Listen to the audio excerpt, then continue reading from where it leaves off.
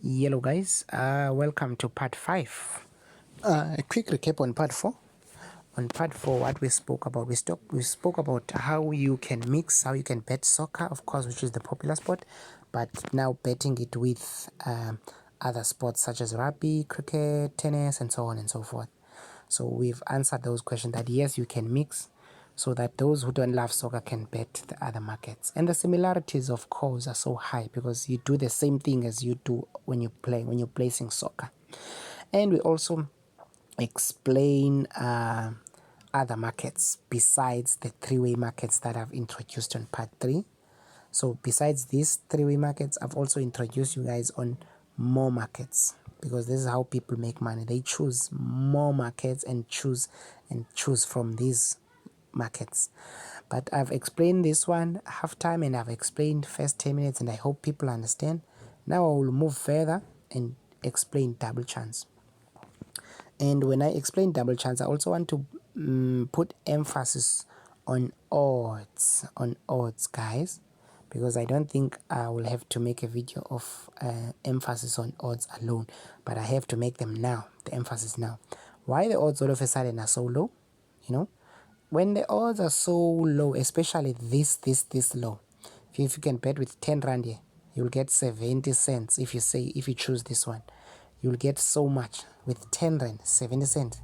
Who can risk 10 rand for 70 cents? You know what I mean? Those odds are so low to such an extent that no one will bet for that, because that will happen. The probabilities of that thing happening are so high. That's 99.9% chances. So that's the case. That's why the odds are so low. I want to put an emphasis now. The bookmaker is sort of luring you there. It's pulling you close. It's a trap, this too. They know that you will go for the bigger odds, as it is the case for people who want to make millions. They know that you will look for bigger odds, so they are attracting you here. This is a trap. That's why if you remember on my part 3, I made an example with teams that have higher odds, and we saw millions, of which that's not real. That's not real. You can't choose such teams because the probability of that happening is so low. The probability of this team, for instance, in this case, let me first explain what does this market mean, double chance.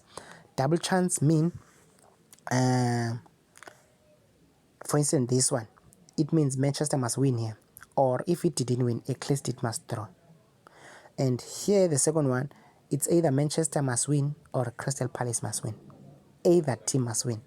If it's a draw, you must know that you lost. And third one, it's a vice versa of the first one. It's draw or Crystal Palace. It means Crystal Palace must win. If they didn't win, at least the match must end in a draw. So basically, you are given 2 chances here, which is why this market is very popular, and it's very easy, and it's very nice at the same time, in a sense. But now the odds, I was still emphasizing that they are luring you here. This is a trap, because I mean, if you think about it, do you think Crystal Palace will beat Manchester United? It's very, very rare. And do you think Crystal Palace can produce a draw in that match? Because Manchester United is a big team, and they will go there gun blazing, and they will be looking to win that match. But at least plus draw. A draw is something that is possible in a game of football. At least one will choose this. I wouldn't mind to choose this, because this is possible in a game of football. But those odds are luring you there. You know what I mean? They want you to take this. They want you to take this. And they know that once you take that, you'll probably take another one and take another one. Another team. And once you choose more teams, one will lose, because you're taking a risk there. You're betting against a big team. But big teams do lose. We've seen with PSG when they lost 1-0 twice in a row. And they lost because the opposition had odds of 7. So these odds of 2, it's nothing. They had odds of 7. So a bookmaker there is attracting you. A bookmaker is saying, come. It's luring you there. You know what I mean? It's a trap. So that's my aim. That's my advice on the odds. Always look for those things. Odds can say 2 or 3 things. Let me explain another one. I'll jump this one. I'll go to this one. What does this one mean? as I've said so, guys, that you must read. Once you go to more markets, you must be prepared to read, to understand, to be able to bet on this, because you can't bet on something that you don't understand. You can see this one, it's self-explaining. It had a first team to score. It's exactly as it is. It says that who will score first. It's also a good market, this one. Of course, Manchester United is a big team here. In this case, it is expected to win. So as they are expected to win, they are expected to score quickly. You know what I mean? So the odds are low. So if Manchester United score first and you say they must score first, so you win. But if the match ended 0-0, no one scored, and you said Manchester United to score first or Crystal Palace to score first, you lost because no one scored first. So that's the market, that's what it means. But if you say none, you mean no goals in that match, no one will score. And you look at the odds again, another trap. This Manchester United is a big team. Even if they can happen to lose, just like as PSG lost, but still, that there will be a goal in that match. You know what I mean? So this is a trap. You will hardly see a match whereby Manchester and Crystal Palace are meeting. They will produce a 0-0, and especially now, as they are hot. So that's a trap, guys. It doesn't mean it doesn't happen, as I've just made an example with PSG. These miracles happen in football. I call them miracles because the chances are so low of them happening. So those odds, guys, it's a trap. And these odds also, it's a trap, this one. It's a trap. Probably, but as you can see, it's not a trap as this one. This one is a big trap. But that one is a trap, but probably a small trap, as Crystal Palace can surprise people and score first, but still lose. You know what I mean? They can score first, and then Manchester United come back and score goals, and then they end up losing. But still, it's a trap. Another one, let me explain another one. I want to explain another one. Okay, let me skip and explain this one. This one is always a problem for people because people tend not to understand this. This is called additional totals. Totals basically refer to the total number of goals, you understand, in a match. As we have said that Manchester United and Crystal Palace will definitely produce goals. So the first one is saying over 0.5. There's no such thing as half a goal, guys.